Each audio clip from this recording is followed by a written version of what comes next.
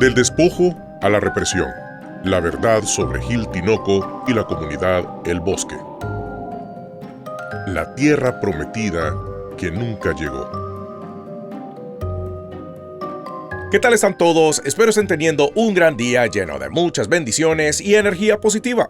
Yo soy Emil Klein y empezamos con el monólogo. A veces uno se pregunta por qué la historia se repite, por qué los que tienen más terminan cobrando millones, mientras los que no tienen nada ni siquiera tienen dónde caerse muertos.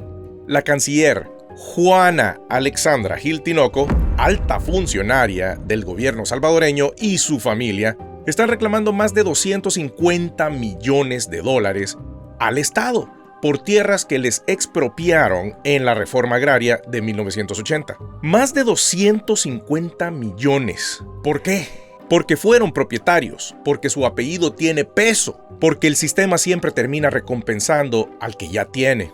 Mientras tanto, en 2025, en este mismo país, 300 familias humildes de la comunidad del Bosque, campesinos, jornaleros, madres solteras, niños marcharon con dignidad hasta cerca de la casa del presidente. No iban armados, no pedían millones, pedían algo más básico: no ser desalojados de las tierras que trabajaban desde hace 40 años, tierras que les prometieron, tierras que ellos han hecho producir a puro sudor, a puro machete. La respuesta del gobierno: policías antimotines, represión, cárcel, 5 líderes comunitarios arrestados, entre ellos un hombre cuyo único delito fue hablar por su gente.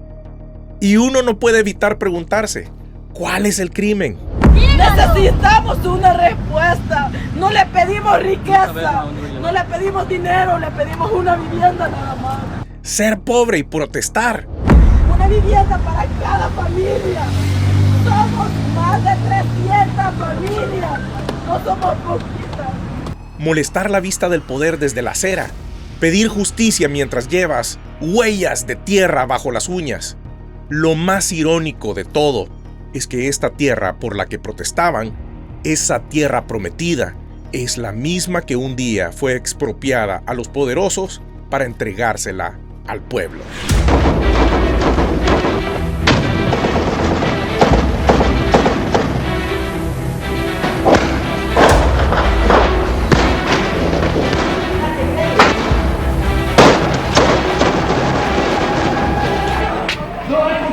Pues avance. ¡Ay, no te pongas culado! A mí me parece un magnífico avance del país y de Arena que finalmente reconozcan que la reforma agraria es irreversible. Quiere decir que no, en sí no es mala, los defectos. ¿Por qué digo esto? Bueno, en el año 70, aquí el licenciado Tilio Vietes y yo, más jóvenes, estuvimos en la Asamblea Legislativa, llamados por la Asamblea Legislativa, en el primer Congreso de Reforma Agraria. De ella se salió ANEP, se salió toda la representación del capital y de la empresa privada, diciendo que no podría haber reforma agraria. Si desde entonces la hubiéramos empezado, otro gallo nos cantara. Solo pedimos una vivienda. Esa fue la esencia de la reforma agraria: devolverle al campesino lo que durante siglos le arrebataron.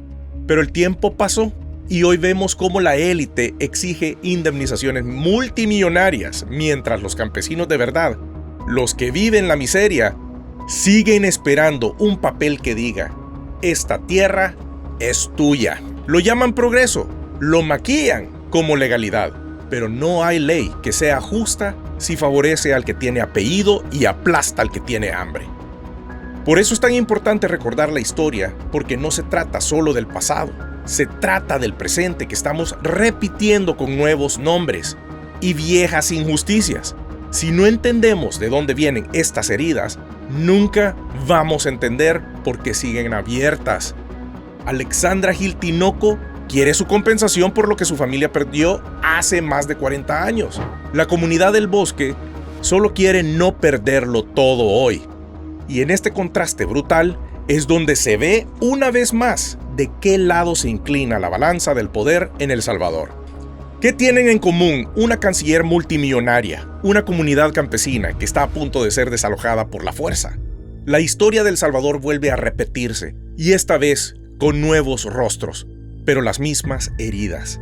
Hoy les contaré cómo el caso de Alejandra Tinoco y la comunidad del Bosque revelan la hipocresía de un sistema que protege a los poderosos y castiga a los humildes. ¿Quién es Gil Tinoco? Juana Alexandra Gil Tinoco es actualmente ministra de Relaciones Exteriores del gobierno de Nayib Bukele, pero además de su cargo es heredera de una familia poderosa. Los dueños de la sociedad Rafael y Nini Girola Compañía.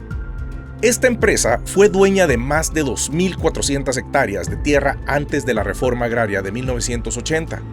En 2019, la familia Gil demandó al Estado salvadoreño exigiendo una indemnización de más de $254 millones por las tierras expropiadas hace 40 años. Alegan daños emergentes, lucro cesante y daño moral. Mientras el Estado pagó $1.5 millones en su momento, hoy los Gil reclaman cientos de millones más. El proceso legal sigue activo. La reforma agraria y sus deudas pendientes. La reforma agraria fue una de las políticas más ambiciosas de la historia del país. Se expropiaron fincas mayores de 500 hectáreas y entregaron a cooperativas campesinas. La intención era justa, romper con siglos de concentración de la tierra, pero la implementación fue desigual y plagada de problemas. De las más de 37,000 solicitudes en la fase 3, solo se entregaron 251 títulos. Muchos campesinos nunca recibieron legalización de sus tierras. Otros fueron desalojados por falta de respaldo jurídico. Y mientras algunos grandes terratenientes exigen hoy millones, los verdaderos productores siguen esperando justicia. Con motivo del 44 aniversario de la reforma agraria en El Salvador, este 6 de marzo la Asociación Nacional de Trabajadores Agropecuarios, ANTA, expresó su posición al respecto.